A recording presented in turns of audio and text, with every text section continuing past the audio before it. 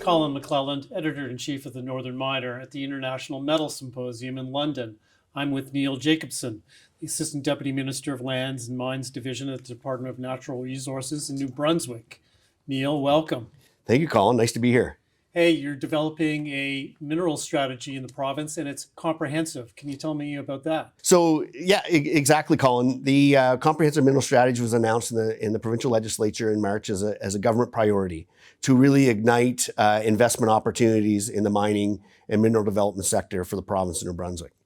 Then the very next day, our minister, John Herron, reached out to the chiefs of all the First Nations in the province of New Brunswick and said, let's walk together to build this comprehensive mineral strategy. So right out of the gate, we worked with our First Nations in building that comprehensive mineral strategy. We provided the RFP for the comprehensive mineral strategy to our leaders of the First Nations and said, here's the RFP that we plan on going out as a province.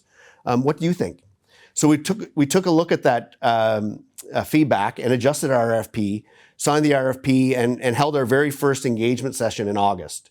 And from there, we moved into announcing the framework for the comprehensive mineral strategy at the 50th annual Exploration, Mining, and Petroleum Conference in Fredericton, New Brunswick. So 50 years. So we have a rich history.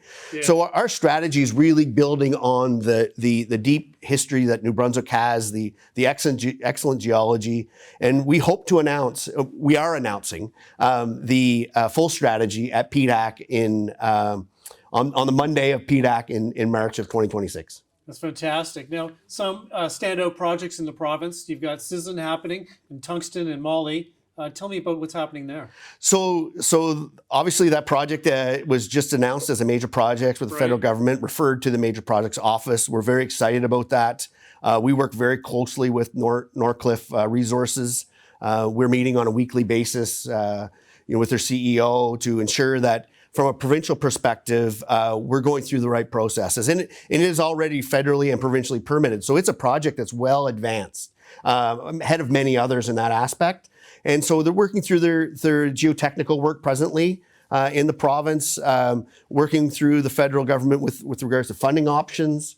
And we're very excited that Andrew Ng is with us from Norcliffe this week, and he'll actually be presenting at the conference. And so we're excited to hear from Andrew. And you got this other project, Galway. Tell me about that. Yeah, Galway is a gold antimony project which has 2.2 million ounces of gold. It's a great project, but on the surface layer, it's antimony, and I'm going to throw out like 25 million tons of antimony. It's a ridiculous number that is a surface level. Very exciting.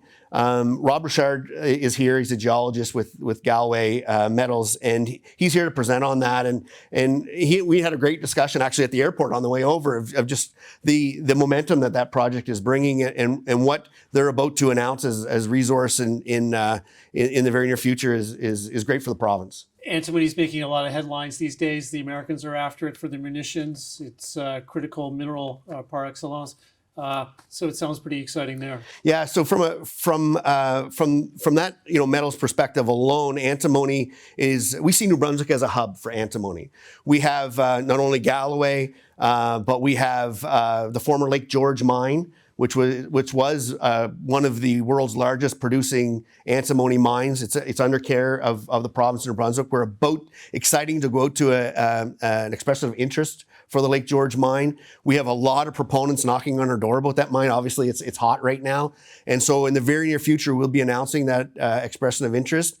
And we see where the belt between, where Clarence Stream and Galloway is down to, where Bria Resources is and up to Lake George, that New Brunswick is really rich in antimony, a very heavy metal, and one that we see as very marketable and that we can get to production in the near future. That's great. And to wrap up, what's the 30-second elevator pitch for New Brunswick?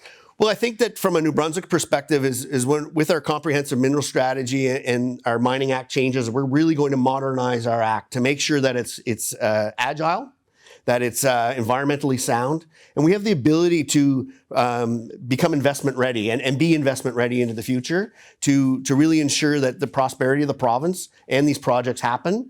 And I would say that with a white glove approach, and really sound relationships with our Indigenous and First Nations communities, that we are We are a jurisdiction of choice. And if my pitch would be this, if we are project to project with another jurisdiction, our value prop with our road network, with our future, with our deep sea ports, our woods roads of 40,000 kilometers of woods roads alone in the province of Brunswick, of forestry roads, we are a jurisdiction that really goes to the top level. That's fantastic. Neil Jacobson, Assistant Deputy Minister of Lands and Mines Division at the Department of Natural Resources in New Brunswick. Thanks very much for chatting today. I'm Colin McClellan with the Northern Miner in London.